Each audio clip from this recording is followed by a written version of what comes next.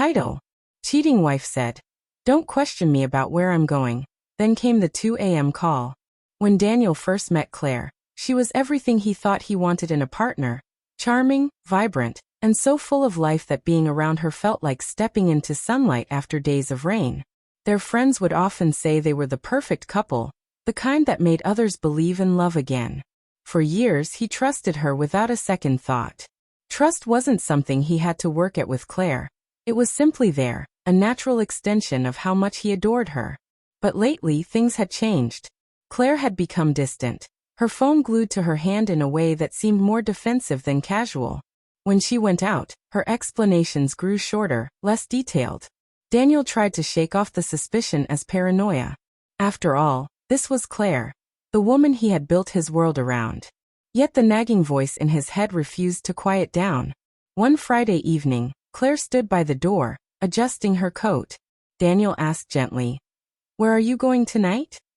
Her response was sharp, colder than he expected. "Don't question me about where I'm going, Daniel," she snapped, her eyes flashing with irritation. The words hit him harder than he anticipated. Not because of what she said, but how she said it. Like his concern was an intrusion, like he had no right to know. He didn't argue. He simply nodded, stepping back, but inside something cracked. For the first time, he felt like an outsider in his own marriage. The silence that followed her departure was heavy, pressing against him like a storm waiting to break. Hours passed, the house growing darker and quieter. Daniel tried to distract himself with television, but every sound outside made him glance at the clock.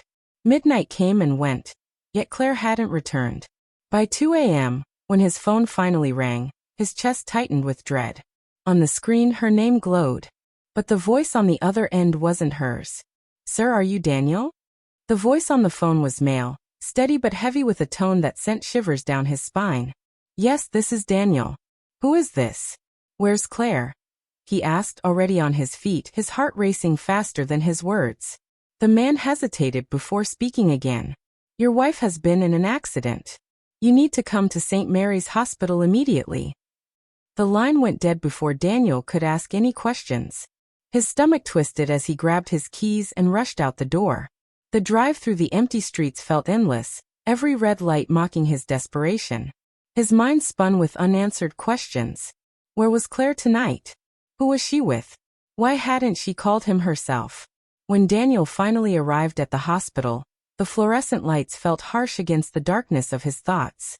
A nurse guided him to a waiting area, her expression carefully neutral. Moments later, a doctor appeared, explaining that Claire had survived the crash but was still being stabilized. Relief washed through him, only to be quickly overshadowed by the next revelation. The doctor's words came slowly, each one a strike. She wasn't alone in the car. There was a man with her. He didn't make it. Daniel's breath caught in his throat. A man? His world tilted as the implication settled in. He wanted to deny it, to find some explanation that would make sense, but deep down he knew. The distance, the late nights, the sharp words, this was the truth behind them all. Sitting alone in that sterile waiting room, Daniel felt like a fool. Every memory of her recent coldness replayed in his mind, now colored by betrayal. He thought of how he had trusted her, defended her to his friends, silenced his own doubts just to believe in their love. And yet, while he sat at home waiting, she had been with someone else, so recklessly, so carelessly, that it ended in tragedy. The weight of it pressed on him, but he forced himself to stay composed. Because soon Claire would wake up, and when she did, he wanted answers. When Daniel was finally allowed into Claire's room, the sight of her shook him. Tubes, monitors, bruises across her face. The woman he had once loved so fiercely looked fragile, almost broken. Yet the bitterness in his chest dulled any sympathy. Her eyes fluttered open, groggy from the medication.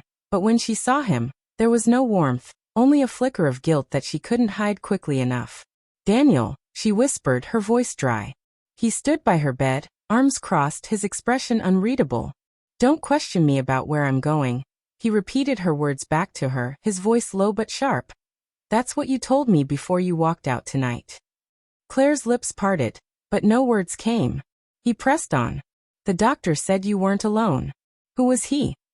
His tone was cold, stripped of any trace of pleading. He wasn't a husband begging for answers anymore. He was a man demanding the truth he'd been denied for too long. Tears welled in her eyes, but Daniel didn't move to comfort her. "It doesn't matter now," she croaked, but the weakness in her denial betrayed her. "Oh, it matters," Daniel replied, leaning closer, his voice cutting through the steady beeping of the monitors. "Because while you were with him, I was home, waiting for you, believing in you. And now? He's gone. And our marriage," he shook his head slowly, "our marriage is gone with him." Her tears slid down her cheeks, but Daniel felt nothing but the hollow ache of betrayal. "I'll handle the paperwork," he said flatly, straightening up. "Focus on recovering. After that, we're done."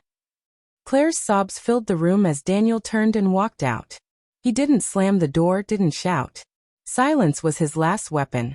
The same silence that had once protected him from her lies would now free him from them. Outside, as the night air hit his face, Daniel felt both shattered and strangely light. The truth had destroyed his marriage, yes, but it had also freed him from a woman who had buried their love beneath lies. And for the first time in months, he felt like he could breathe again.